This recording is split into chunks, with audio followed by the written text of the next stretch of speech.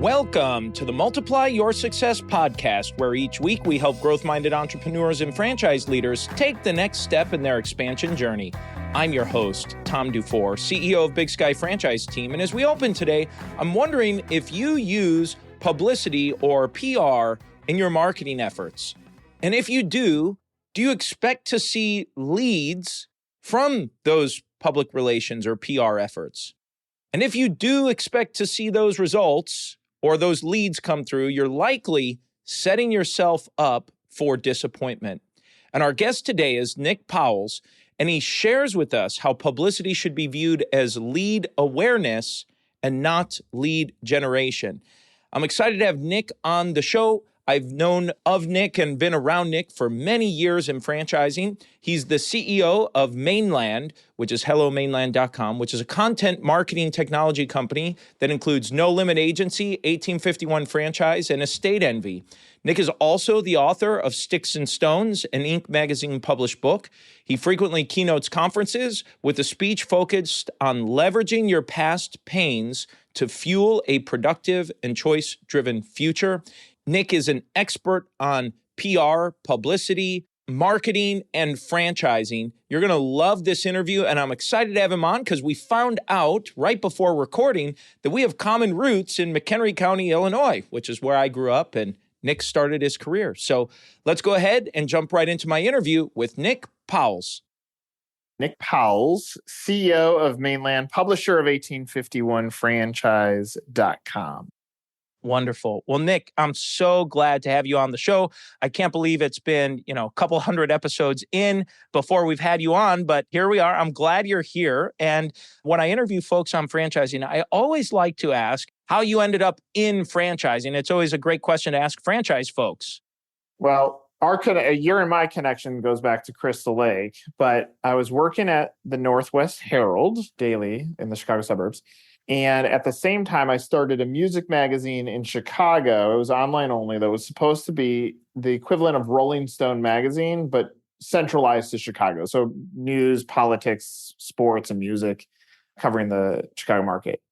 I hit this point, because I've always been entrepreneurial, that I was like, okay, I love this magazine that I created. I need to learn more about business. So there were two opportunities that I had. I could go do sales, computer technology sales at CDW. They hired tons of people there. Or I applied at a PR agency that happened to be in franchising in the Chicago suburbs. And I showed up at that interview with a leather jacket, hoop earrings, because I thought I was still a rock star, red Mustang. And somehow they said yes, and they hired me. And what I found very early on, I didn't know how I'd feel about talking to franchisees, but I loved them. I loved the stories immediately because I was fascinated that someone was willing to invest their life savings into a business they had little to no control over. But they had these fantastic backstories of what was the trigger that forced them to do it. And then how did they actually build up the funds, whether they begged, borrowed, and stole, or they raised funds by, building their career up to being a disgruntled VP who got overlooked. The backstories were phenomenal. And I realized that what I loved about being a rock star journalist wasn't the rock star, it was the story. And franchisees have the exact same stories to get that to that point. So it was very on accident that I fell into franchising, but I'm very glad that I did. 20 years ago next year. Crazy how quickly that time goes by. 2 decades, right? Right, 2 decades. And I'm still 22 years old. That's what's weird. Well, with your main business and with what you've been doing and spending most of your franchise career in publicity and in that whole vein, I always think it's important because I think publicity for someone that's not familiar with it or maybe only casually reads headlines, but they're not using it, or someone who might be skeptical of it, I think it's important maybe for you to share why publicity and PR is important or an important part of a marketing strategy. I'm going to answer that in a few different ways. I like to take a transparent approach. So let me be very clear. I've always said that PR is not lead generation. A lot of agencies sell it as lead generation. I call it lead awareness. Because if you look at the candidate journey, right now they spend 6.4 months for investments under $500,000 in the funnel. So I educate you today that franchising exists. Now you go around the web and you try to understand what it is, what's an FDD, what's item 19, 5, and 7. And so I'm stuck figuring this out after that impression. And so let's say today's show hit right now. I might learn about a business, but I'm not going to act on it for quite some time. So that's statement one. Statement two is the drumbeat ends up creating the most noise for a franchisor to have a shot to get in front of the right candidates. And so PR ends up being part of that drumbeat. You're getting third-party credibility from a reporter interviewing or writing about your business and validating the fact that you are legitimate. And so this drumbeat adds up. We did a study with Checkers and Rallies years ago because of the volume of leads that they got as a business. And we lined weeks we got press with weeks we didn't. And it's not novel. It was just weeks we got press, leads went up, weeks we didn't, they went down. There were still tailwinds because those were getting pushed through the funnel, but it had an impact. The last thing I'll say on the PR side, it's the entry point into storytelling. Right before we got on this segment, Tom, did you see that segment on Fox Business about franchising? I have not seen it yet. No. I'm just kidding. I don't know if there was one. But the point is, news moves so fast today that 10 years ago, PR definitely impact the leads faster. But because if something is important that hits news right now with you and I talking, we're not going to see it. The only way it finds us is if a friend forwards it to us or it's marketed to us. And that's where the digital component attached back to the PR that you earn ends up being essential if you're going to use it as a lead generation tool and not just a credibility builder. So it's complex. It's very important because at the end of the day, PR is much more cost effective than buying the ads and the equivalent. So a lot of franchisors take that swing and say, well, look, maybe I get lucky, but it's still a crapshoot. And if you don't commit to it long term, the odds of you being disappointed will greatly increase. Very fair and appreciate that. Well, our audience largely tends to be folks that are either thinking about franchising their business or they're emerging and growing franchisors. And so very often, especially with emerging franchisors, they have a limited marketing budget as they start exploring different avenues and ways to generate leads. And so I like how you described PR as this lead awareness to help support some of the lead generation activities. Maybe talk a little bit about how a franchisor can mix in to their marketing budget a PR press type strategy with some of the work that maybe you've done with clients of yours. The first piece of advice that I have to a brand is look at your deal value to get a sense of how much you should budget. So the number that I usually use is three times royalty for a year. And so you look at what that number is, whether that's $15,000 or it's $45,000, or it's $1 million. And you say, okay, how much would I be willing to get a check for that amount of money? And so it gives you a sense of how much money do you want to budget to put against the marketing of your business. There are other brands that say they take the franchise fee and the fee is turned into the cost of acquisition. And so I start there because now before we figure out what the drumbeat is going to be, we need to have a sense of how much we want to spend to go get those deals done. When I'm looking at the menu mix, like in today's world, we have our website, which ends up being the most essential piece because that's where most candidates are going to inquire. And so you look at that and most websites are stagnant. So there's no content, there's nothing moving on there. Yet if you take the most important piece of news, which is your signings, your openings, your milestones, and you put that drumbeat onto your website, every eyeball that's coming on there is actually seeing that, which in my opinion is the definition of PR. So when I look at after I figure out the budget and start building out what is the drumbeat, we have website, we have content, we have digital, we have PR, and we have traditional marketing. And under the market umbrella, we could say franchise expos or things that would fall under there. But each of those, it's almost like a soundboard, like one might move down, one might move up, that you're really layering it back to that back of the napkin, $25,000 per deal.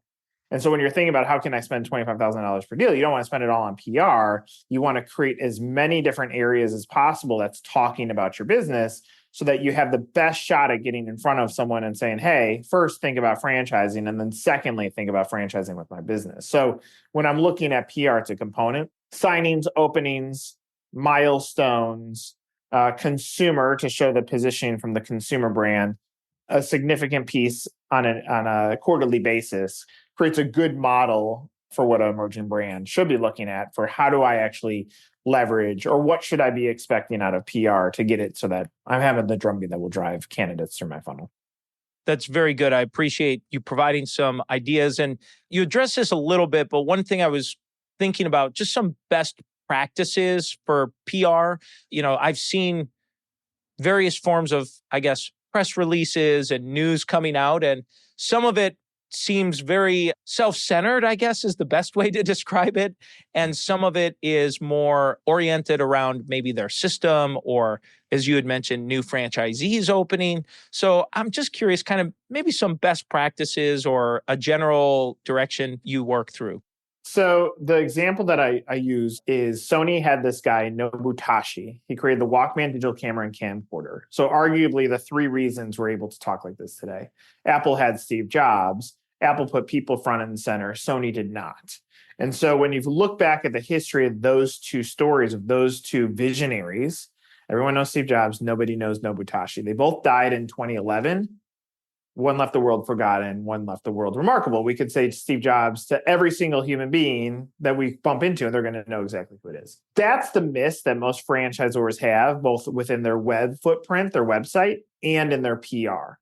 They say, buy my brand or look at my building, and they don't say, look at the people. Brands don't sell brands, people do. So best practice number one is lift up the humans, and you're going to have a founder story most likely, and then you're going to have your franchisees who are willing to invest their life savings into this business. So you have two forms of humans on that. And then again, to build the drumbeat, signings, openings end up being so critical because you want to create a fear of missing out. You want another candidate in a marketplace to feel like the deterioration of the market availability is increasing. Therefore, if I don't make this decision now, I'm going to overlook this brand. There was an article in QSR magazine. It was the founder of Panda Express, and he had just bought in, this is years ago, he bought Tide cleaners when that brand came out. And I'll never forget this quote. They said, "Why did you buy Tide?" He said, "Because I don't want to miss the next McDonald's." Like a quote like that coming from a person that's a pioneer into your brand and them giving you such lift, because now fear of missing out and the lookalike, the like me, those two angles or those two components end up making the PR work. So press releases they're not authentic. They don't tell a story. And most franchisors don't paint the picture of what a day in the life of a franchisee looks like in some capacity and leverage it as a part of telling the why you, why now behind that business. So brands don't sell brands, people do is the most important best practice for someone to get in their head. Even if you're using another PR firm, use that as your avatar for the kind of content you want your PR agency to go get out there on your brand. Very, very, very good advice. And speaking of PR firms and how to get a hold of you, you said use another one. Well, how can people find out? They say, well, Nick, I like what you're saying. How can I get in touch with you or find out more about what you're doing? Positively or negatively, I am the only Nick Powills, Powills, in the entire world. So if you Google me, you're going to find me. But 1851franchise.com is our trade magazine, and you'll find a ton of content on there. And then Mainland, hellomainland.com is our agency. So reach out to me on those or find me on LinkedIn. Happy to give advice, even if it's free. That's how I roll. I always like to ask folks in franchising that have been in franchising for a while and now fast approaching 2 decades for you, just what advice might you give someone that's either looking to franchise their business or they're launching now into franchising? Maybe they're trying to get those first 10 or 20 sold. What advice might you give to someone? There's a story that I tell often, and full transparency, they're a client of ours. But I was with Slim Chickens very early on in their business. And I said, what is winning? Which is a question that I'd like to ask, because if I understand what the brand expects, then I can tell them whether those expectations are real. And the founder said, winning for us is 25 franchisees who each have 5 locations. And I said, by the end of the year? And they go, it doesn't matter how long it takes. I think oftentimes the biggest miss for a new franchisor is you put these fake timelines, and it's usually December 31st on what needs to happen. And when you let your brand grow organically and find the right people who are going to be able to be developed as franchisees, then you go from one person who owns one to one person who owns five. And that advice has always stuck with me because now they're $1 billion business. So when you think about like, how do you get to the starting line? You don't force the hand. You don't sell franchises. You develop franchisees. And if you drive unit level economics back for that franchisee, you invest as much time, energy, and money back into driving that profitability. Franchisees sell franchises better than anything else. And so I can say this advice until I'm, blue in the face, but brands that just go at the pace that the world dictates they go at, based on obviously your financial resources, plus your brand story, plus your unit level economics, plus the point of differentiation in the marketplace. Being patient with this is the biggest virtue when it comes to growing responsibly and hopefully accomplishing the growth that you expect. This is a great time. We make a transition, Nick. We ask every guest the same 4 questions before they go. And the first question we ask is, have you had a miss or two on your journey and something you learned from it? Plenty of misses. And I learned from each of them. I'm going to go back to being a journalist because I love this. I love this story. I hate this story. I was a writer for the Des Moines Register. They had these local newspapers in Iowa. And there was one called the Urbandale Press Citizen. And there was a lady, Betsy Funk, basketball player. As a writer, sometimes I write fast and I didn't read what I put. And instead of F-U-N-K, I may have put a C. And so that ran in the newspaper. And now what's interesting about that lesson learned is it shows the value in the details. It also shows what happens when you are what gets tossed under a bus, because my editor took no responsibility and blamed me and I got fired. But that's really the only time I've been fired from a job, and it was for a giant mistake. And so sometimes, again, in some of those details, we tend to go fast, or we have fast expectations. Slowing down a little bit, smelling the roses, not putting a C instead of an N can make a big difference in where your career goes. Thanks for sharing that story. Well, let's talk about a make or a win. You've got a decorated career here, especially in franchising. I'd love for you to share a few highlights. I think the first one ends up being very important, which was I pitched my former employer a business plan on social media. This is back in 2007. And it was how the agency world would be transformed by this new form of communication. I will never forget being told that social media is a fad that will be in my brain forever. But I took that moment to make the decision to quit my job, break up with a girlfriend, and move to Atlanta, Georgia to start this business. And sometimes you need to find that silver lining in a moment where you might feel like the turn went the wrong direction, but you build it as momentum or motivation to go do something incredible. And that was March 3rd of 2008 as the day I quit. I said I quit, and I think a lot of franchisees say I quit. A lot of franchisors said that they quit. And just note that everybody that's been there had to get to those important words of I quit. And so that was a big moment for me to say, I believe in myself. I'm going to take a swing at this. I'm going to create a business. And now, again, many, many, many years later, here we are, and we've scaled it into a pretty cool company. Excellent. Well, let's talk about a multiplier, Nick. The name of the show is Multiply Your Success. If you can share a multiplier or two that you've used to grow yourself, personally or professionally. I think about personal wealth, and there's tons of financial wealth managers out there.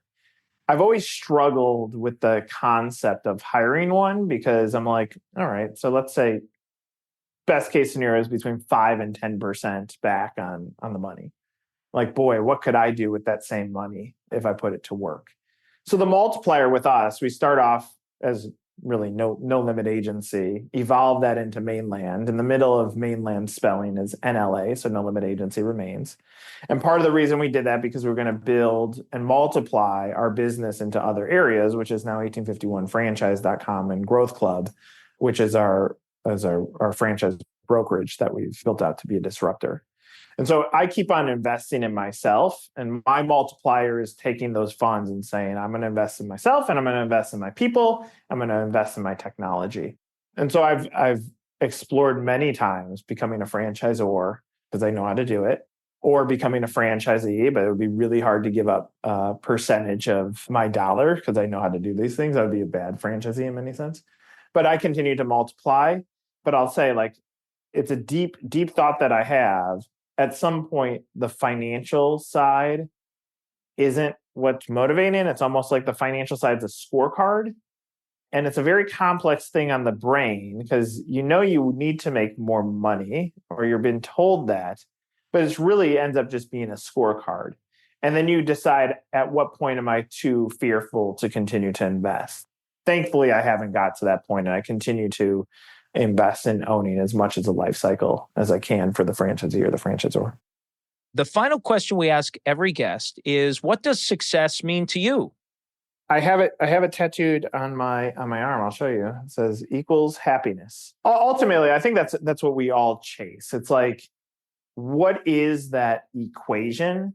And so success isn't exiting a business. It's not building up generational wealth for my children, even though that's a nice afterthought or addition into what I'm chasing. But success to me equals happiness. And I don't think, like, if you look at the big picture of happiness, it's not like something that you achieve. It's in these small moments.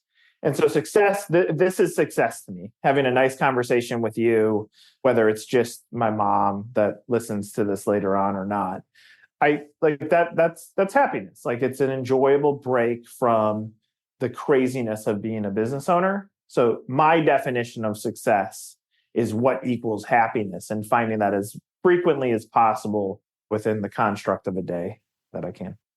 Well, as we bring this to a close, is there anything you were hoping to share or get across that you haven't had a chance to yet? Not really. I'll say this to anybody that listens. There's a lot of snakes in franchising. Trust your head, your heart, and your gut, and that's going to get you to the finish line that you expect. Those are the three most important tools to finding good people to work with, like obviously you, Tom, and what we've tried to build. Trust your head, your heart, and your gut. That's your secret weapons to winning in franchising. Nick, thank you so much for a fantastic interview. As always, it's great to connect with someone that has roots in your hometown and is just a great person in franchising, and someone I consider now to be a franchise friend. So let's go ahead and jump into today's 3 key takeaways. Takeaway number 1 is when Nick talked about PR and marketing strategy, and how he specifically said that PR and publicity is not a lead generation strategy. Owners and leaders and organizations that go in with that mindset are probably setting themselves up for disappointment. Rather, PR should be viewed as lead awareness, and it's contributing to that drumbeat of awareness and helping folks become aware of your brand in their purchasing decision. Thought that was a great takeaway. Takeaway number 2, brands do not sell brands. People do. Brands do not sell brands. People do. Very well said by him. Takeaway number 3 was right at the end of the episode. And I thought this was great because this is something I've run into over the years in franchising. And he said, there are a lot of snakes in franchising. And to help avoid that, he said, trust your head, your heart, and your gut as a secret weapon, all 3 combined. And it's definitely something I've seen over the years as well, where I've had people tell me that end up not hiring our organization or working with me, and they end up hiring other maybe cut rate consultants or someone who promised a whole lot of things that seemed a little too good to be true, and maybe months or a year or so later come back to me and say, Tom, you were right, or my gut was right. It was too good to be true. So I think that's just a great takeaway. And it's something I've seen in franchising. I've been in franchising about as long as Nick has. And it's something just to be mindful and aware of, just like there is in any industry, but just be mindful. And now it's time for today's win-win. So today's win-win comes from when Nick talked about patience, and patience being the primary virtue in franchising. It's something that I completely agree with. You have to be patient to be successful in franchising. That's as the franchisor, an emerging brand, which is where many of our clients start. as an emerging brand, you have to be patient for those first few sales or maybe first many sales. It takes patience. And I love the example he gave of a client that he worked with and started working with early on. And he asked them what success means to them. And the client said, selling 25 franchises. And Nick responded by saying, well, by when? When do you want to achieve that? And the client essentially responded with, whenever it happens. And I thought that was just a beautiful takeaway and as a reminder to be patient. And as Nick said, allow for your brand to grow at the pace it's naturally going to end up flowing into. And so that's the episode today, folks. Please make sure you subscribe to the podcast and give us a review. And remember, if you or anyone you know might be ready to franchise their business or take their company to the next level, please connect with us at bigskyfranchiseteam.com. Thanks for tuning in, and we look forward to having you back next week.